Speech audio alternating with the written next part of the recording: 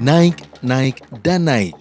Di awal tahun 2017 ini, pemerintah memberikan kado kepada rakyat berupa kenaikan tarif dasar listrik, BBM, dan pengurusan STNK dan juga BPKB. Belum lagi harga sejumlah kebutuhan pokok yang terus tinggi. Sudah barang tentu, hal ini menjadikan beban konsumsi bagi masyarakat.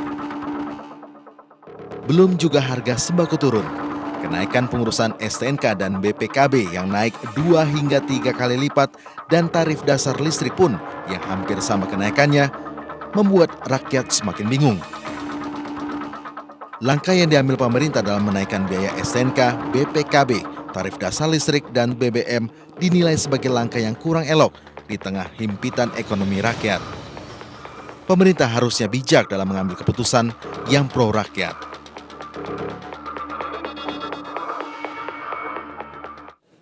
Ya pemirsa, biaya pengurusan STNK dan BPKB yang baru yang berlaku mulai hari ini menuai kontroversi masyarakat karena Presiden sempat mengatakan tidak mengetahui ada kenaikan tersebut. Dan saya sudah bersama 3 orang tamu saya malam hari ini. Sebelum saya perkenalkan, saya terlebih dahulu akan menyapa Johan Budi, juru bicara kepresidenan yang berada di ujung telepon, bergabung bersama kami di Talk To Anya. Selamat malam Mas Johan. Selamat malam, ayo. Mas Johan, apakah benar Presiden tidak mengetahui kenaikan biaya pengurusan STNK dan BPKB yang baru?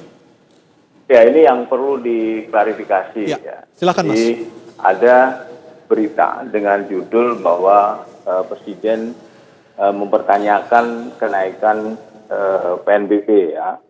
Ini bukan pajak, jadi PNBP berkaitan dengan PP 60 tahun 2016 ya, berkaitan dengan tarif STNK dan lain sebagainya. Nah, di dalam judul berita itu sebenarnya bukan Presiden yang menstate langsung ya, karena kebetulan saya waktu rapat kabinet paripurna itu sedang ada di sana, ikut gitu rapat ya. Paripurna kabinet pertama kali di Bogor ya Mas, tahun 2017 ini ya? Iya, di Bogor. Jadi saya tahu betul bahwa Presiden tidak pernah menstate kepada media terkait dengan judul berita itu. Okay. Nah, ternyata setelah saya baca, berita itu bermula, judul berita itu, badan beritanya itu berisi dari keterangan Pak Darmin, ya, Menko Perekonomian. Semalam saya bertemu dengan Pak Darmin, saya tanyakan bagaimana sih penjelasan sebenarnya. Nah, menurut Pak Darmin, ceritanya itu bukan soal Presiden mempertanyakan kenaikan tarif atau kenaikan biaya untuk pengurusan STNK PNBP itu, bukan. Tapi menurut Pak Darmin itu Presiden memberikan pesan karena pada waktu rapat kabinet paripurna itu kan berisi outlook 2017 ya. Sementara PP 60 itu kan 2016. Betul. Dan itu tidak ada kaitannya sama sekali dengan PNBP gitu loh. Dan saya baca lagi kutipan Pak Darmin pun saya baca tidak ada juga yang Pak Darmin menyebut bahwa Pak Presiden mempertanyakan soal kenaikan tarif PNBP itu. Gitu. Baik, jadi intinya Presiden sudah mengetahui Mas ya? Harus diluruskan bahwa tidak pernah ya Pak Presiden itu mempertanyakan soal kenaikan tarif ya di PNBP di kepolisian ya. Baik, artinya Presiden sudah mengetahui Mas kenaikan 200 hingga 300% pengurusan STNK dan BPKB yang baru berlaku hari ini? Ya, tadi di KSP dijelaskan ya. Jadi sebenarnya kenaikan itu bukan pajaknya tapi pengurusan, biaya administrasinya ya, yang dibayar setiap 5 tahun ya, bukan setiap tahun ya. Tadi dijelaskan dalam konvers itu bahwa yang dipersepsikan bahwa itu adalah kenaikan pajak kendaraan, itu bukan kenaikan pajak kendaraan sebenarnya. Oke, Mas. Dan itu dibayarnya 5 tahun sekali. Baik, supaya ini menjadi jelas Mas Johan, mohon maaf saya potong. Jadi intinya Presiden sudah mengetahui kenaikan biaya pengurusan STNK dan BPKB yang baru seperti itu Mas? Loh ya sudah tahu yang baik. Kan Presiden BP 60 soal PNBP tahun 2016 itu. Baik. Saya ingin mengklarifikasi bahwa tidak ada satupun statement, tidak ada satupun pernyataan dari presiden yang yang kemudian bisa disimpulkan bahwa presiden itu mempertanyakan itu gitu loh. Baik. Dan kemarin di dalam rapat di Bogor itu, rapat kabinet itu nggak disinggung sama sekali soal itu.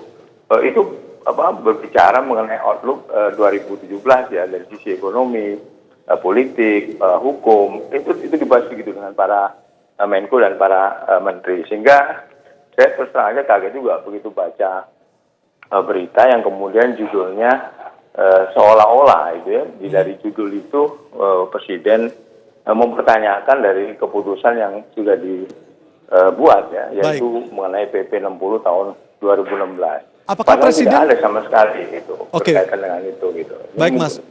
Semoga bisa mengklirkan ya, karena saya ada di acara Bogor itu. ketika itu ya? Iya. Baik. Apakah presiden juga mengetahui kenaikan berjumlah 2 hingga 3 kali lipat dari tarif yang lama, Mas? Ya saya pasti juga tahu dong. Oke, artinya karena PP-nya ditandatangani ya? Gini Aryo. Jadi kenaikan PNBP itu kan berdasarkan PP nomor 60 tahun 2016 ya. Itu yang ditandatangani oleh presiden. Baik. Jadi tidak benar itu seolah-olah presiden tidak tahu apa yang ditandatangani, kemudian mempertanyakan kembali kenaikan itu. Karena memang tidak pernah ada pernyataan itu dari presiden, dan tidak ada juga pembahasan soal itu di dalam rapat kabinet yang kemarin itu. Baik Mas Johan, terima kasih pernyataan Anda sudah mengklirkan apa yang menjadi pertanyaan masyarakat selama ini. Presiden sudah mengetahui sebenarnya apa yang menjadi tarif baru dari pengurusan STNK dan BPKB yang ditandatangani melalui PP nomor 60 tahun 2016. Mas Johan, terima kasih atas penjelasannya malam hari ini. Baik, terima kasih. Selamat malam Mas Johan. Malam. Dan pemirsa, saya sudah kedatangan 3 orang tamu saya pada malam hari ini. Pertama adalah Saleh Daulay, Wakil Ketua Komisi 9 DPR dari fraksi Partai Amanat Nasional. Selamat malam, Bang Saleh. Selamat malam, Mas. Ada Mbak Yeni Sucipto, Sekjen Fitra. Selamat malam, Mbak Yeni, yang mengkritisi STNK dan BPKB yang baru. Nanti kita bahas itu, Mbak. Dan juga Mbak Eni Sri Hartati, Direktur Eksekutif Indef. Selamat malam, Mbak Eni. Malam, Mas Aryo. Saya ke Mbak Yeni dulu. Mbak Yeni, apa yang membuat Fitra begitu keras menentang kenaikan pengurusan STNK dan BPKB yang baru? Nah, kalau kita sih bicara ini ya, yang sering kita sampaikan bahwa ini kado pahit buat kita di tahun baru. Selain kenaikan TDL, kemudian kenaikan BBM, kemudian ada kenaikan untuk biaya untuk pembuatan STNK dan BPKB. Nah, ini ada beberapa catatan kritis kita. Yang pertama ini kan kalau kita berbicara bahwa alasan klasiknya adalah ini bisa memberikan kontribusi kepada APBN, saya rasa juga tidak gitu loh. Ya kan aspek-aspek yang lain itu kan ada kehutanan, ada perikanan, ada kelautan. Artinya sedangkan menurut Anda tidak harus selalu dari STNK dan BPKB? Iya betul, karena apa? Karena tidak dibarengi dengan sistem pengelolaan yang cukup baik. Karena dari beberapa temuan kita sudah menemukan umpamanya di tahun 2015 ada kekurangan pembayaran PNBP ke negara sebesar 270 miliar. Kemudian ada laporan dari perwakilan di seluruh ombudsman di tingkat provinsi mengatakan bahwa SIM dan STNK itu menjadi komplain tertinggi di 32 provinsi. Keluhan masyarakat sangat tinggi. Betul, ya betul. Kemudian yang dilansir di tahun 2015 oleh Kompas masih ada sekitar 32,6% yang masyarakat tidak puas dengan pelayanan. Nah ini kan PP 60 tahun 2016 itu agak menegasikan hal-hal seperti ini. Terus yang kedua, catatan kedua adalah kalau kita berbicara soal mekanisme PP 60 2016 cacat mekanisme. Karena apa? Karena tidak ada selain naskah akademik yang ditunjukkan kepada publik, seberapa sih sebenarnya acuan-acuan yang dilakukan, indikator-indikator untuk menentukan kira-kira tingkat kenaikan 100 hingga 300% itu seperti apa? Apakah menggunakan 3 kelompok utamanya seperti apa? Apakah pendekatan cost minus tarif atau pendekatan just cost tarif ataukah pendekatan cost plus tarif? Nah, ini kan harus ada pemilihan dan itu harus ada justifikasinya. Yang kedua adalah kenapa cacat mekanisme tidak ada uji publik yang dilakukan, ya kan? Ini berarti kita menilai bahwa PP nomor 60 tahun 2016 ini disusun tidak transparan begitu, sehingga kemudian ini cukup mengagetkan rakyat, kemudian tiba-tiba harus rakyat menerima beban ini. Ya, ini yang kemudian kita dengan cukup tegas bahwa ini harus dicabut dan dikaji ulang oleh pemerintah di dalam. Ini pemerintah mengatakan, polisi mengatakan sebenarnya kenaikan 100 hingga 300% itu berdasarkan hasil audit BPK yang menyatakan material pengurusan STNK dan BPKB itu sudah mengalami kenaikan setiap tahun, tapi sejak 7 tahun yang lalu tidak pernah naik. Ya. Apakah alasan itu menjadi alasan yang kuat untuk justifikasi untuk menaikkan tarif hingga berlaku mulai hari ini? Bisa, iya, tapi juga kalau saya perspektifnya tidak langsung direct seperti itu, Mas Aryo. Jadi negara ini kan disusun dengan ketatanegaraan ya. Jadi makanya kenapa ada kementerian dan juga di luar kementerian ada lembaga negara seperti Polri. Yang pasti di dalam keuangan negara itu jelas bahwa yang bertanggung jawab terhadap manajemen keuangan itu adalah Kementerian Keuangan. Nah, sementara ada kementerian-kementerian yang bertugas dan diberikan amanah untuk menjalankan sesuai dengan tupoksi masing-masing.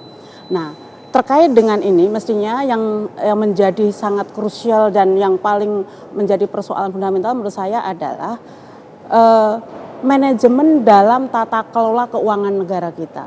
Jadi munculnya isu ini kan sebenarnya ini seperti fenomena gunung es sebenarnya. Selama ini kita selalu memberikan catatan yang sangat penting buat PNBP. Jadi PNBP ini kan semuanya kan baik pajak maupun PNBP ini kan dana atau pungutan yang diambil dari masyarakat. Yeah. Nah, ini harus benar-benar ada kejelasan, ada transparansi dan untuk apa uang itu nanti dialokasikan. Dan menurut Anda selama ini tidak transparan? Sementara selama ini pajak sudah pasti sudah mempunyai rezim tersendiri ya. Artinya bagaimana pengelolaannya sudah ada. Nah, PNBP menurut saya bisa katakan ini hampir bisa dikatakan liar.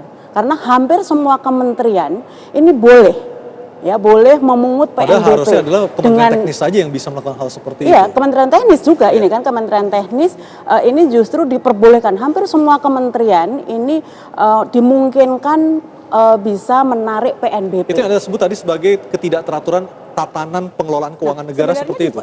Secara katakanlah objek katakanlah karena masyarakat mendapatkan pelayanan untuk STNK, BPKB memang mekanisme yang mengetahui teknisnya itu Polri iya.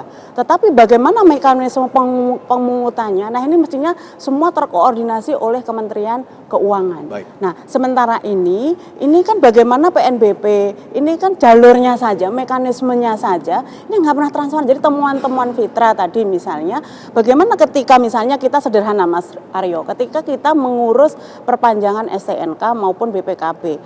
Mekanisme bagaimana masyarakat menyerahkan uang itu kan mestinya melalui satu mekanisme yang jelas.